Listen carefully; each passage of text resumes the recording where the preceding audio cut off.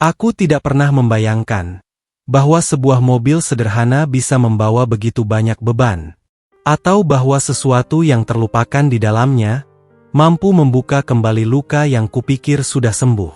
Tapi sore itu, telepon berdering. Nomor tak dikenal. Hampir saja aku tidak menjawab. Tapi entah kenapa, jariku tergerak menyentuh layar. "Apakah Bapak pemilik lama mobil ini?" Tanya suara laki-laki, gemetar. Aku menjawab iya, tanpa mengerti alasan panggilan itu. Hening di ujung sana terasa aneh. Aku bisa mendengar napas beratnya di seberang. "Saya menemukan sebuah surat di laci dashboard," katanya. Tanganku langsung dingin. "Sebuah surat?" Tanyaku. "Ya, ada nama Bapak di dalamnya. Saya merasa Bapak harus tahu." Beberapa detik aku tak bisa bicara.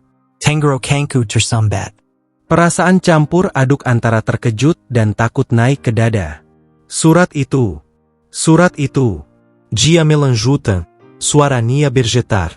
Saya tidak tahu apa arti surat ini, tapi, Pak, surat ini membuat saya menangis. Aku terdiam. Hanya terdengar suara seseorang menghapus air mata di ujung sana. "Apakah Bapak ingin saya antar ke sana?" Ayah jawab kepelan. Tolong. Aku menutup telepon dan berdiri diam, menatap lantai. Kenangan itu datang seperti pukulan. Hari ketika aku menjual mobil itu. Mobil sederhana, tapi penuh kenangan. Mobil yang ingin kulupakan. Berbulan-bulan mobil itu hanya terparkir di garasi. Setiap kali aku lewat, aku pura-pura tak melihat. Tapi cukup satu pandangan untuk membuat segalanya kembali. Aroma tubuhnya, suara tawanya, cara dia menatapku saat radio memutar lagu kami. Mobil itu adalah bagian terakhir dari kami berdua.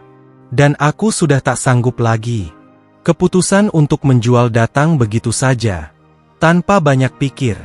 Aku hanya ingin mengakhiri semuanya. Aku mengambil beberapa foto, lalu mengiklankannya. Pembeli pertama datang keesokan harinya. Pria sederhana, berbicara dengan tenang. Katanya, mobil itu akan dipakai anaknya untuk belajar menyetir. Kami bernegosiasi cepat. Hari penjualan itu, aku masih sempat ragu. Kusentuh kap mobil, dan ada getaran halus di tanganku. Seolah mobil itu memintaku untuk tidak melepaskannya pergi. Tapi aku tetap menyerahkan kuncinya. Dan ketika dia pergi mengemudi, aku merasakan kekosongan aneh. Suara mesin menjauh. Terdengar seperti detak jantung yang perlahan hilang. Detak jantungku. Aku pulang dan mencoba meyakinkan diri bahwa aku sudah melakukan hal yang benar.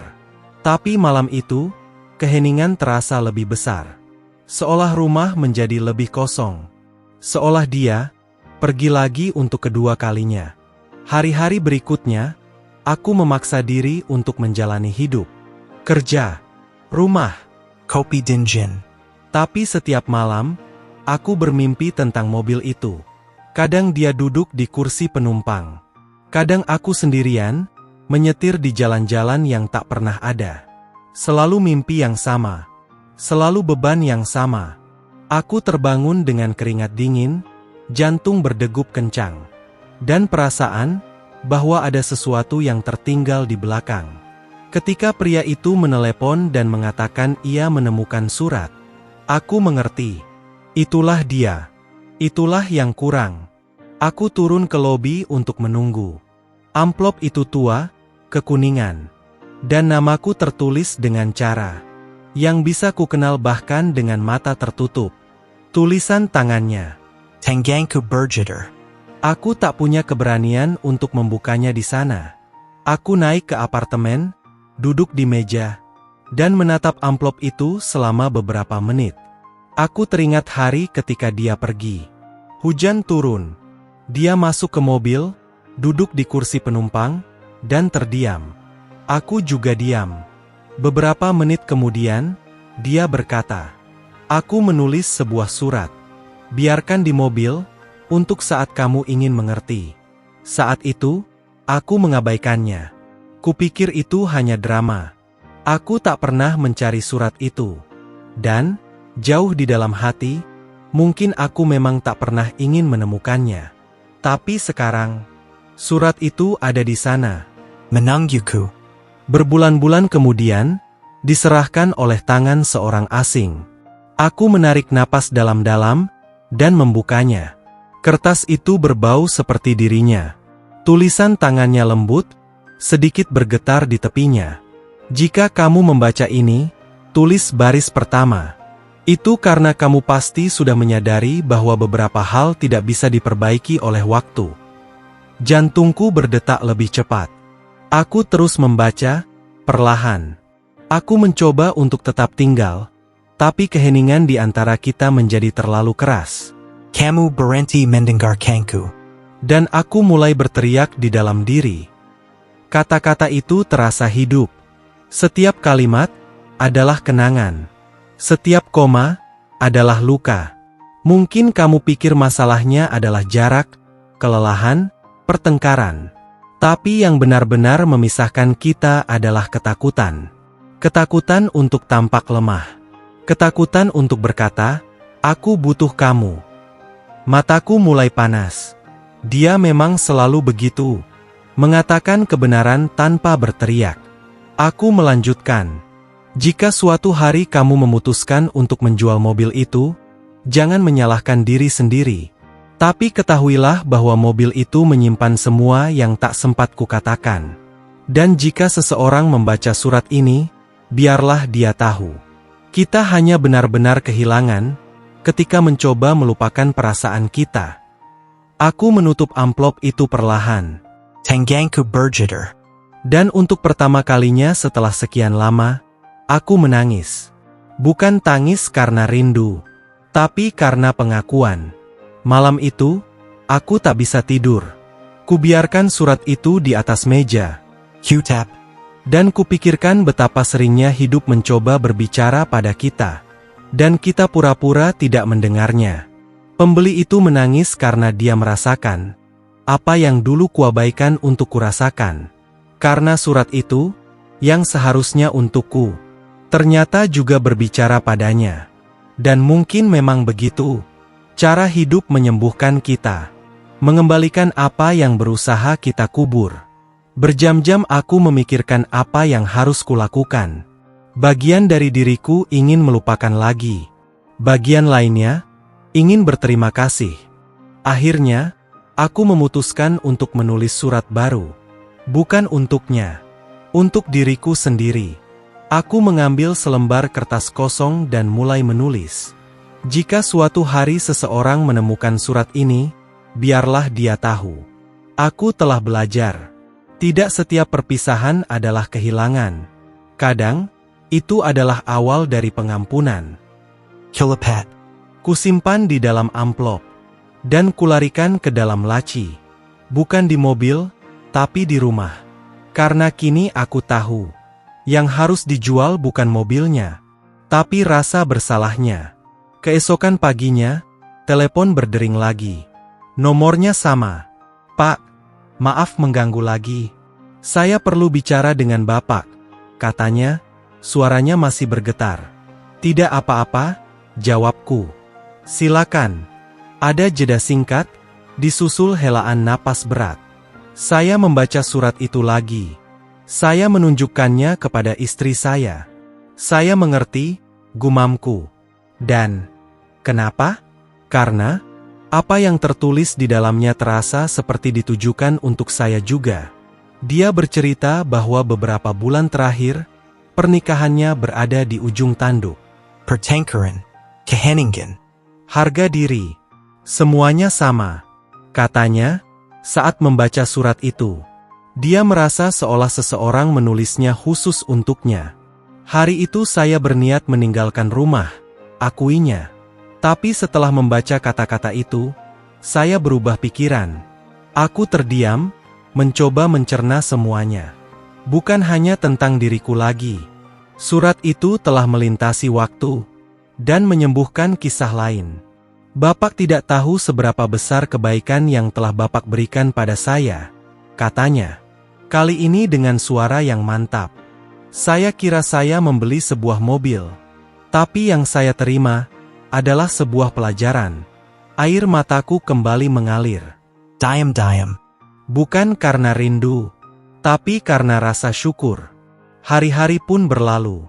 Dan aku mulai memandang hidup dengan cara yang berbeda. Aku kembali keluar. Berjalan. Menatap langit. Rasanya seperti surat itu telah membuka sebuah jendela yang selama ini kukunci rapat dari dalam. Suatu hari, aku menerima pesan di ponsel. Sebuah foto. Mobil itu terparkir di depan sebuah sekolah. Di kursi penumpang, ada seorang wanita yang tersenyum. Itu istrinya. Keterangannya berbunyi. Sekarang mobil ini punya makna baru. Terima kasih karena telah meninggalkan secuil harapan di dalamnya. Aku tersenyum. Tak membalas pesan itu. Tapi aku merasakan seolah ada sesuatu di dalam diriku yang akhirnya menemukan tempatnya. Beberapa minggu kemudian, aku pergi mengunjungi makam, membawa bunga. Sudah berbulan-bulan aku tidak ke sana. Aku berdiri di depan batu nisannya, tanpa berkata apa-apa. Butuh beberapa menit untuk memberanikan diri berbicara. Suratnya sudah sampai, bisikku. Angin bertiup lembut. Hampir seperti jawaban. Kuceritakan semuanya. Tentang si pembeli. Tentang panggilan telepon itu. Tentang bagaimana kata-kata dalam surat itu telah menyembuhkan lebih dari satu hati. Kamu selalu tahu apa yang harus kudengar. Bahkan setelah pergi, lanjutku pelan. Aku duduk di bangku dekat situ dan berdiam cukup lama. Matahari mulai tenggelam. Dan langit berubah menjadi warna keemasan yang dulu dia sukai. Di sanalah aku mengerti. Cinta tidak berakhir. Ia hanya berubah bentuk. Kadang menjadi kenangan. Kadang, sebuah surat. Kadang, hanya keheningan. Tapi ia terus ada. Bahkan ketika kita berusaha melupakannya. Malam itu, aku memutuskan untuk membaca ulang suratku sendiri. Yang kutulis untuk diriku. Aku mengambil amplop itu dari laci. Membukanya perlahan. Dan membaca ulang baris-baris yang bergetar itu. Tidak setiap perpisahan adalah kehilangan. Kadang, itu adalah awal dari pengampunan. Aku tersenyum. Untuk pertama kalinya, tidak terasa sakit. Hanya ada kedamaian. Kututup surat itu, dan kusimpan kembali. Tapi kali ini, kubiarkan tetap terlihat. Sebagai pengingat, bahwa apapun yang kita hindari untuk dirasakan, pada akhirnya akan kembali. Untuk benar-benar dirasakan. Beberapa bulan kemudian, si pembeli kembali mengirim pesan. Pak, saya rasa Bapak akan senang mengetahui ini. Terlampir di pesan itu, ada sebuah video. Anaknya. Anak laki-laki yang dulu belajar menyetir dengan mobil itu, kini sedang mengajak ibunya berjalan-jalan. Anak itu tertawa, dan sang ibu merekam perjalanan. Angin menerpa wajah mereka. Di latar belakang, radio memutar lagu lama. Dan pria itu menulis, "Kami menamai mobil ini Harapan." Aku tak bisa menahan air mata. Mobil yang dulu menjadi simbol kesedihan, kini membawa orang lain untuk memulai kembali. Saat itulah aku menyadari, apa yang disebut keadilan kehidupan, bukan balas dendam, tapi pemulihan. Saat sesuatu yang lahir dari rasa sakit, kembali ke dunia dalam bentuk penyembuhan. Beberapa bulan pun berlalu. Hari ini, mobil itu bukan lagi milikku.